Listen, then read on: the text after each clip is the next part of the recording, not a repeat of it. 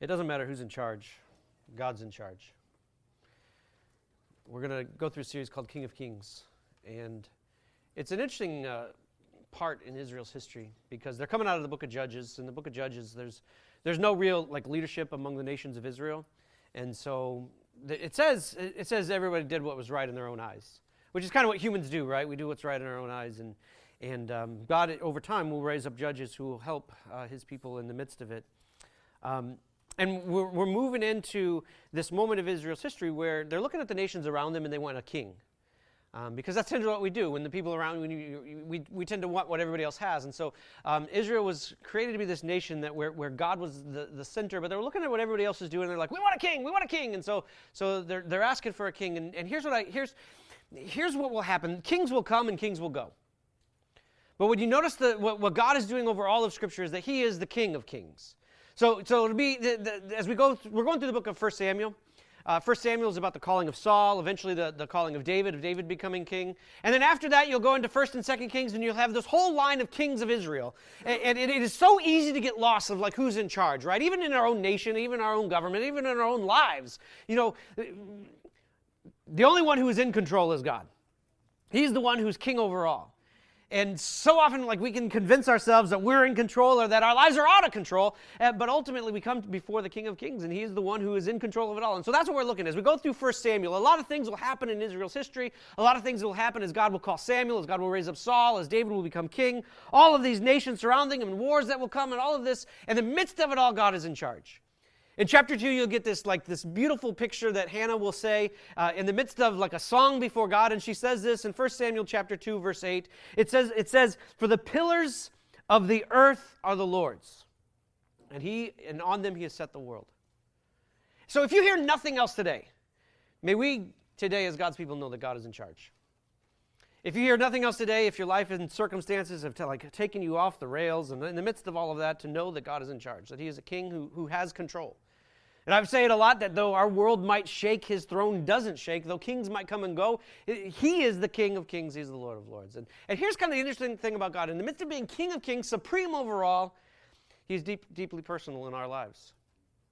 We come across the story. We're in 1 Samuel chapter 1. We're actually going to tackle 3 chapters today. It's second service, so I got all the time in the world. I'm just kidding. But we're going to kind of wrestle through the beginning of Samuel. Samuel is going to be kind of this interesting kind of figure in the midst of what God is about to do in Israel. And it begins, however, how many of the stories of the Old Testament begins. It begins with barrenness. It begins with the problem that humankind is facing that they can't solve on their own. And if you watch Israel's history, you got Abraham and Sarah, and they can't have a child, and there's all of these promises of God, but they're not sure how it's going to happen. You have Isaac and Rebekah, and she's barren, and how is this ever going to happen? And so you have, when you turn to 1 Samuel chapter 1, you have a woman who's barren, and she can't have kids, and it's bothering her. And it's circumstances beyond her control, and as human beings, we try, and there are certain things that we just don't have control over. But the interesting thing about our God, he is King of Kings, he's Lord over all the lords, but at the same time, he's a God who listens to your and my prayers. And all my life, I've never been able to reconcile that. I'm like David I picture him on a rock. God, what am I that you're mindful of me? Who am I that would hear my prayer? And yet I will tell you this morning, if my understanding of Scripture is that there's the King of the universe and he will hear your prayers. That he will listen. That there's no barrier. Every obstacle has been destroyed in the person of Jesus Christ, that we now get to enter into the throne room of the King. And the Hebrews writer will say, then do it. Then come before your God. And I'm convicted by that. Do it. Come before. So you guys remember, any of you buy a car and you go to the dealer and you start negotiating your prices. Any wheeler and dealers in the room, and you're negotiating your prices. And back in the old days, I don't know if they do this so much anymore, but you'd give your price, and then then the guy would get up and he'd walk into the back room and he would talk to Darth Vader back there or something, and then he would get the verdict, and you'd come back out and he'd tell you this, and you're like, I'm not sure if I want that. How about this? So you'll make the negotiation. Then he'll go to the back room and he'll be gone, maybe getting a cup of coffee or going to the back. Who knows? But supposedly he's talking to some guy out there behind the curtain. Sometimes I think we can kind of view God as some distant guy out there. And yet, the Hebrews writer will say, yes, he is King of Kings, he is Lord of Lords. At the same time, you can stand before his presence. You can stand right there in front of him. And so here's the story. So Hannah's trying to, We can't go into all of this, but there's a guy named Elkanah, and he has 2 wives. That's the part that we can't go into. He has 2 wives. One of them is bearing children, the other is not. And the one who's bearing children is holding the other one in contempt, right? And she's holding herself in contempt of, and so she's making fun of her and all of this stuff. And they happen to be going up to worship in Shiloh. There must have been a temple there. They're going to worship in Shiloh. And it seems it's a great festival time. And it seems like Hannah has left kind of the festivals and she's gone into the temple. And she starts praying. She goes in the temple, she starts praying to God. And she's praying that God might do something about this problem in her life, that God might change something. And as irrelevant sometimes as way back then a barren woman might seem to our lives, there are moments when there's something that is stirring up on our hearts. There's a desire, there's a need that we have. And we learn that we come before God and we say, God, I wish you could do something about this. And so she starts praying in the temple, and she seems to be praying not the way they typically prayed, standing up and kind of saying the prayers to God out loud. Instead, she seems to be whispering, and she starts making a promise with God, which is kind of interesting. I don't know. There are things that make me nervous about her prayer, and there are things that I say, yeah, that's right in her prayer. But listen to what she says. In 1 Samuel chapter 1, we kind of, because we're going through 3 chapters, we're kind of just looking at different verses throughout. But in 1 Samuel chapter 1:11, it says this, and she vowed a vow to God. And she said this, O Lord of hosts, in other words, King of kings, you who reign over all, and yet I'm here in your throne room. She says, if you will indeed look on the affliction of your servant and remember me and not forget your servant, but will give to your servant a son, then I will give him to the Lord all the days of his life. No razor shall touch his head. She's a particular vow that she's talking about there. And I think we've all had that moment. Have you ever had that moment? That moment when sometimes it's a life and death moment.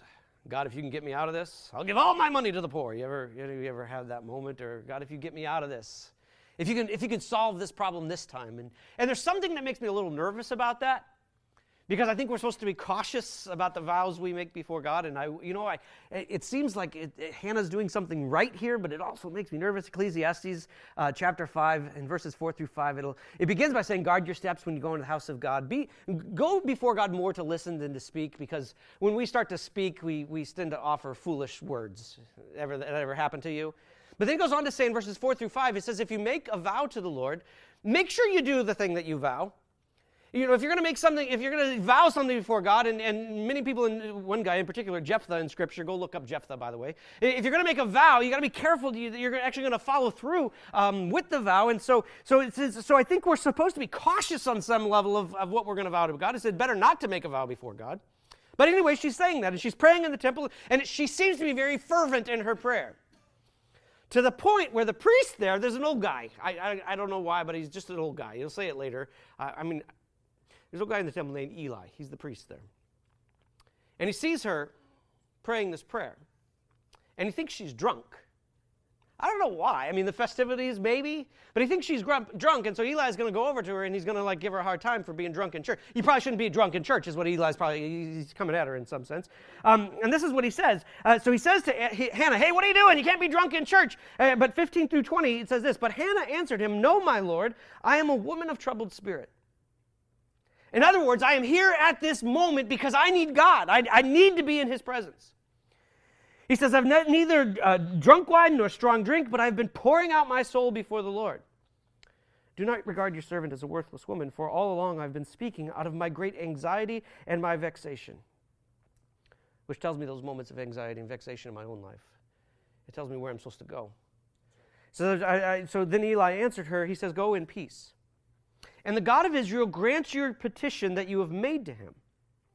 And she said to him, let your servant find favor in your eyes. And then the woman went on her way, and she worshipped before the Lord. And then they went back to their house at Ramah. And Elkanah knew Hannah as his wife, and the Lord remembered her. And in due time Hannah conceived and bore a son, and she called his name Samuel, for she said, I have asked for him from the Lord. We have a God who hears our prayers. And I also realize that there's no obstacle too great for God. He is King of kings. He is Lord of lords. And if I could speak to you this morning, bring relevance into your lives, that I'm sure there was moments where Hannah thought there was no hope. And I know probably in your life there's moments, there's circumstances when you realize there's no hope. But what I learned from Hannah is any time that God is in it, hope is always there. And so she brings the prayer brings it before, and Eli is like, oh, what's going on? He says, well, it's as though he does something. I don't know what strength Eli had, or I know it's of God's power, but he says, may you be blessed in this. So she has a son. She names him Samuel. God hears our prayers. But then I also thought this, when we give our future to God, because if you think about it, it's a painful promise that she's making. My son will be yours, not mine. And we make a vow to God, that comes the moment that after God shows up, we follow through. And what made me think about it? It made me think about discipleship. It made me think when Jesus talks to his disciples, he says, if you want to come after me, it's going to be your life. I remember how I think about how quickly we can jump into that and say, oh, yeah, this is my life. But those moments when it's actually time to deliver it up. And maybe there's a moment in your life, there's thousands of moments in our lives where God says, okay, now's the time to offer up John on the altar. And there's probably times in your life where it says, now it's time to offer you up on the altar. And what I realized, what Hannah does is she says, I realize that this is the commitment that I make. And so it made me ask myself, what vows have I vowed to God? God, this life is yours. And there's moments where I'm called to give it up and say, Lord, my life is yours. Jesus said this, if you want to come after me, you're going to let go of yourself, you're going to take up your cross, and you're going to follow me. And if you want to hold on to your own life, if you want to hold on to your son, Hannah, you're going to miss out the life that I'm calling you into. But the first thing I hear as I kind of wrestle through this is that we serve a king who hears our prayers. And I know that's a simple thought. But I realize that sometimes simple thoughts, if we could grasp that simple thought, maybe we would pray more. We have a king who hears prayers. One of my favorite passages, I think it comes out of Deuteronomy. It says, what kind of God do we have that, unlike any other nations, that our God hears us when we pray to him? You have a God who hears you in the midst of your prayer. Which, why do I not pray more? And so ask God faithfully in the midst of it. That's what Hannah does. She has a need. She says, I'm going to bring it before God. God's able to meet whatever need. And I know he doesn't always bring the child. I know he doesn't always answer the prayer the way I want him to answer the prayer, but I trust that as I ask him faithfully, he will come through as is best for his mission and for his purposes. Because the dilemma is to think that I'm in control. Prayer, I think, is this recognition that I'm not in control, right? Prayer is this recognition that he's king, and I'm not. But sometimes I can think I'm in control. And every time I think I'm in control and I try to steer the bus, I don't do so well. I was thinking about the grocery store because I still got two little ones. In the grocery store where you take your kids and you have the cart and you're filling the cart, but they want to push the cart. I mean, that's just pure bliss, right? Pure bliss when your kid wants to push the cart in the crowded supermarket at the time. Anyways. And so they'll grab the bottom of the cart. And they'll start pushing it around, running into old ladies' ankles and pushing it around knocking everything off. But they're under this estimation that they're the ones in control. But at the same time, and I know I've used this in many different ways, at the same time, I'm holding the cart, right? At the same time, I've got it. And so sometimes we think sometimes we're the little kids think we're driving, right? Sometimes we're the ones who think we're in charge of this thing, that I can set my life how I want it to be, and I can make everything happen. And that is pure misery to kind of live in the midst of that because we're running into everything. But ultimately, big picture, God's in charge of it all. And the more I can realize that he's the one in charge of it all, and the less control I have in the midst of it, I think more at peace that we can become. So the story transitions in chapter 2. The story transitions to, and it seems like so I'm going through 3 chapters, and I'm like, how do these 3 chapters fit together? Because it transitions into the temple. It transitions into Eli, the priest, and he's got 2 sons. And it's kind of interesting. They're connected, but you got to stick with me to see how they're connected, because you have the birth of Samuel, and then it transitions to 2 sons in the temple. So we're going to do something. We're going to read 1 Samuel chapter 1, verse 3. Because it's talking about Eli's sons. This is how the sons of Eli got introduced.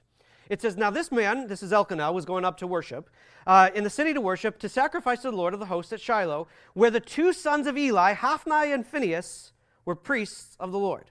Now I did this at first. I don't usually do this. But what were Hophni and Phinehas? Say it out loud. What were they? Just read it up there. Priests. What were Hophni and Phinehas? Priests of the Lord, because I'm going to have you do something in a second. So Hophni and Phinehas, sons of Eli, priests of the Lord, serving in the temple. There they are. Come to chapter 2. Chapter 2, verse 12. Now the sons of Eli were worthless men. Now what were Hophni and Eli? Priests of the Lord. Now what were Hophni and Eli? Worthless men. They did not know the Lord. Intriguing, isn't it, when you put those two verses together? Eli has two sons. They're serving in the temple. They're the representatives of God before the people in the midst. They're there. They're serving. But at the same time, chapter 2, verse 12, they're worthless and they don't know God. And I don't know about you, but that cuts to the heart a little bit. Because it tells me that it's possible to be in church and not know God at all. It's possible to be serving in the church and not know God at all. It's possible to be connected to a church and show up to church and not know God at all. And there's something convicting in there, isn't it? Like here they are as these figureheads in a sense within the church, and it says they don't know God. And so what will happen as you come to chapter 2, chapter 1, you have the birth of Samuel, and here's what you start to realize. God is deeply personal with Hannah. Deeply personal. She has this great need, this great desire upon her heart, and he in his wisdom decides he's going to answer it, but that's not the only thing that's going on. God has a bigger plan, and that is people have messed up his worship.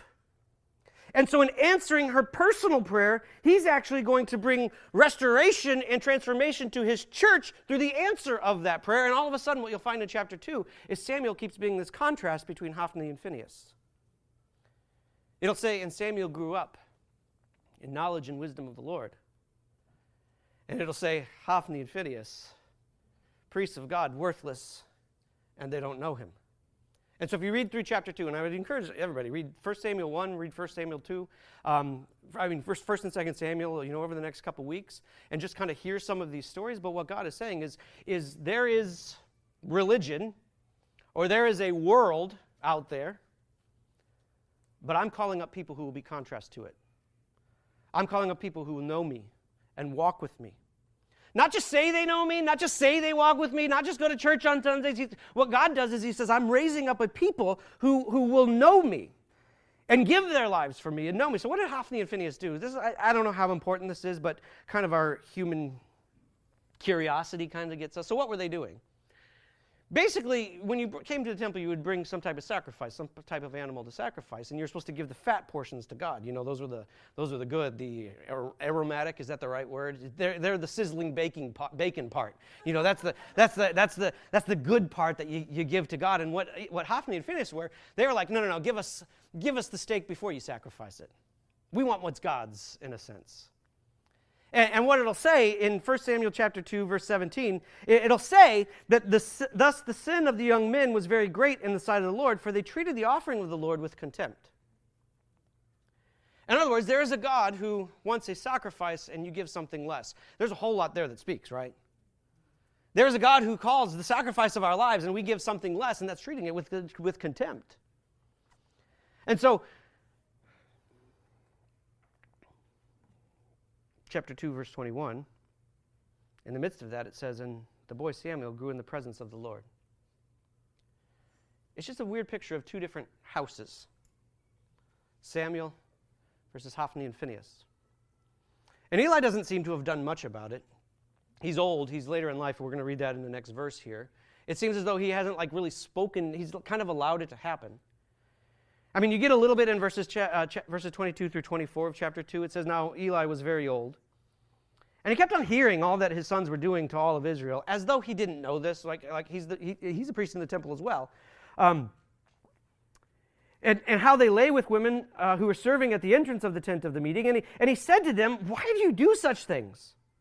For I hear of your evil doings from all of these people. No, my sons, it is no good report that I hear from the people of the Lord spreading abroad. And he says this thing, which I think is very New Testament, very New Testament, because Jesus will answer this very problem. He says, if someone sins before men, God will mediate for it. But if someone sins before God, who will be a mediator in the midst of it? And we, as the New Testament people, know the answer to that. In Romans chapter 3, it'll tell us, I think it's chapter 3, Romans chapter 8, it'll tell us that in fact Jesus is the one who will become the mediator between God and men. Who is it will condemn? Christ Jesus, the one who died. More than that, the one who raised to life, who's at the right hand of God, who is indeed interceding for us. So because of what Eli's sons had done, a man of God pops up. I don't know what that means. You can read the story. You can read chapter 2. A man of God comes, some traveler. We don't know his name. We don't know who he is, except that he's a man of God. So the man of God comes and he starts talking to the house of Eli, and this is what he says to Eli. He says, because you have allowed all of this to happen among your sons, you're going to be cut off. In fact, your line is going to die by the sword, always minus one, so that one can tell the story of the corruptness that had happened in Eli's household. And it's hard news. But he goes on to say in verse 36, and I will raise up for myself a faithful priest, who shall do according to what is in my heart and in my mind. And I will build him a sure house, and he will go on in and out before my anointed forever. God's always calling out contrasts. At your school, I know it's over, praise the Lord, many of you would say, right? God's calling you to be a contrast. He says, yeah, I know there's corruption there, you be different. In the church, he's calling out contrast. He's like, yeah, there's some people who kind of walk through religious things. I want you to be a contrast. Samuel and Hophni and Phinehas, the religion is going wrong. God is saying, I'm raising up Samuel to be a contrast. So the second thought, the king hears our prayers, and so we ask God faithfully, but secondly, the king sets us apart. The king calls us to be different. He calls us to live differently than the people around us. And so the challenge, though, is to know God genuinely. The only way we live differently is when we know God genuinely so that he starts to work through our lives. So then we move on to chapter 3. Chapter 3, it seems like in some ways Samuel is starting like an apprenticeship with Eli. Which I said in first service, I'm not sure if that's the best idea. But anyways, he starts an apprenticeship with Eli. Who am I to ask? So he starts an apprenticeship with Eli, and he happens to be sleeping in the temple one day. And he starts to hear a voice. And that's kind of where we come right now. So chapter 3, verses 4 through 10. Then the Lord called to Samuel. So we know who the voice is. The narrator knows who the voice is. Samuel and Eli don't know who the voice is. So the Lord said to Samuel, and he said to him, and Samuel said, here I am. And Samuel ran to Eli, and he said, here I am, for you called me. But he said, I did not call you. Go lie down again. So he went and lay down, and the Lord called him again, Samuel. And Samuel arose and he went to Eli and he said, here I am, for you called me. But he said, now this is the tired, kind of annoyed voice perhaps. He said, I didn't call you. Go back to bed. Any of you have your kids just keep coming back? Anyways, I'm in that world right now. Or my wife is in that world.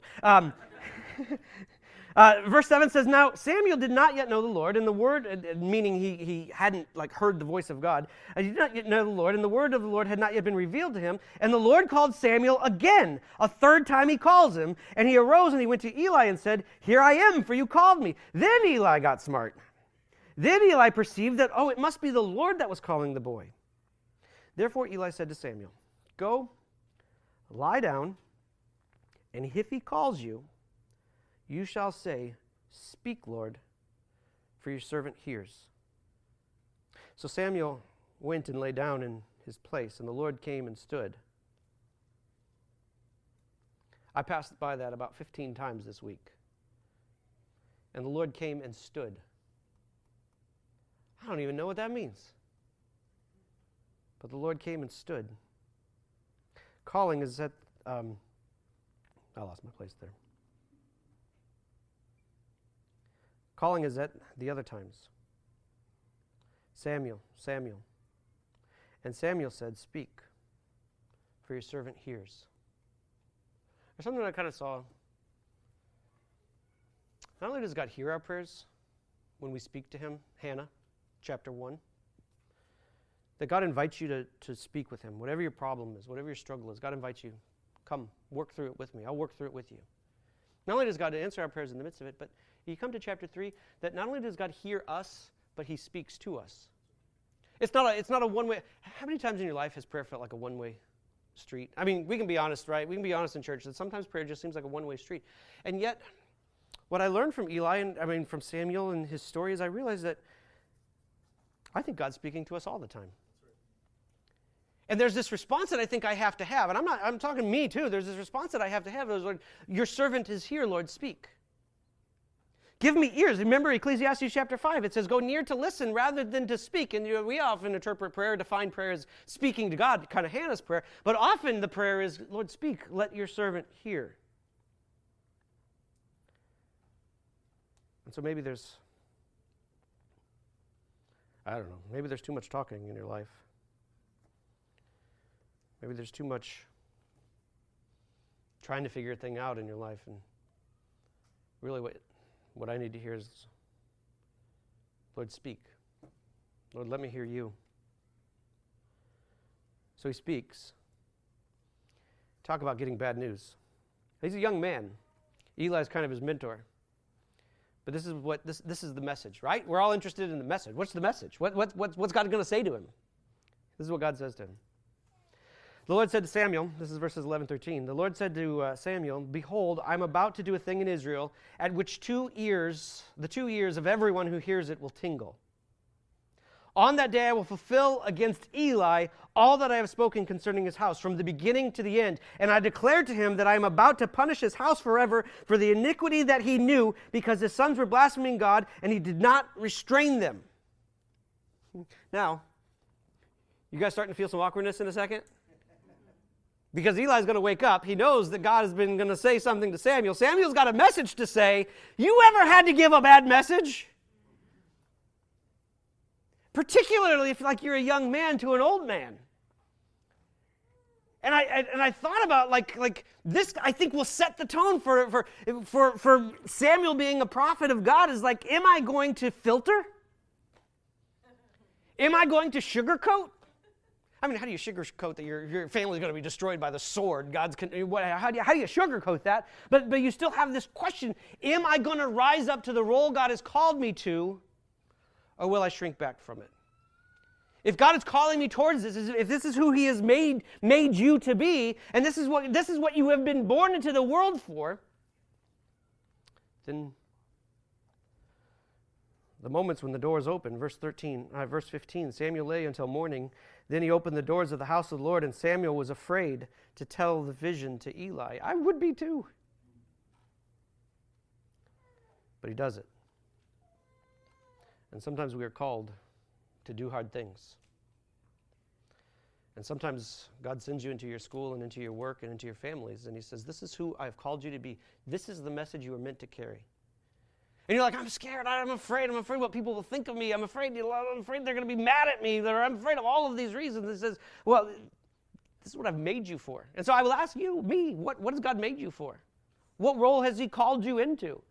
And I think the challenge is to step into it. Verses 19-20 says, and Samuel grew, and the Lord was with him, and he let none of his words fall to the ground. And all Israel from Dan to Beersheba knew that Samuel was established as a prophet of the Lord. You see, the sections seem kind of, the 3 chapters seem kind of like, where are you going with Hannah and a child, to Hophni and Phinehas in the temple, and now all of these words. But what God is doing, He's saying, I have a plan.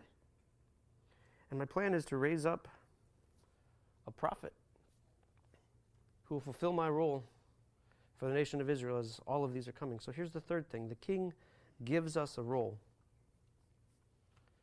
You have a calling. If you're wondering what yours is, therefore you are Christ's ambassadors, as God were speaking to your neighbors, your family through you, to be reconciled back to Himself. We've been given a role.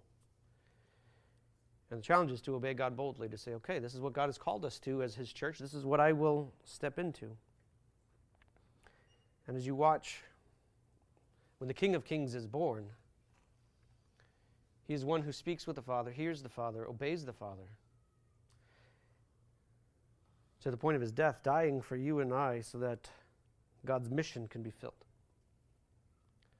And so here's the main thought. The main thought as we're kind of jumping into 1 Samuel. The King of Kings accomplishes His plan through people. Through people who will come before Him, through people who will obey Him and know Him genuinely, and people who will step out into the role that He's called them into. And so the challenge is to surrender expectantly. So here's some questions. What things have I stopped praying for that maybe I shouldn't have? I thought about Hannah. What are the things, because I don't know about you, but in my own prayer life, something will get on me. I'm like, man, I should be praying for that. And like for the first week, man, I'm praying for that. But like week 2, like God hasn't answered, so well, I guess he doesn't want it that way, so I stopped praying for that. You know, I mean, am I the only one? Like that's sometimes how we work. What are the things I've stopped praying for that maybe I shouldn't have? Secondly, what vows have I made that I need to follow through with? What vows have I made before God and God came through, and now he's saying, will you be faithful? Will you actually step into this? Thirdly, am I in the temple but far from God? Am I in the temple but far from God, and what in me needs to change? When God called, I'll read this with the right, anyways, verse 4. When God, number 4, when called by God, will I listen? And what in my life is keeping me from listening? And then lastly is that, young man, this is what God's calling you to. Will I obey even if I'm afraid? And what is God calling me to?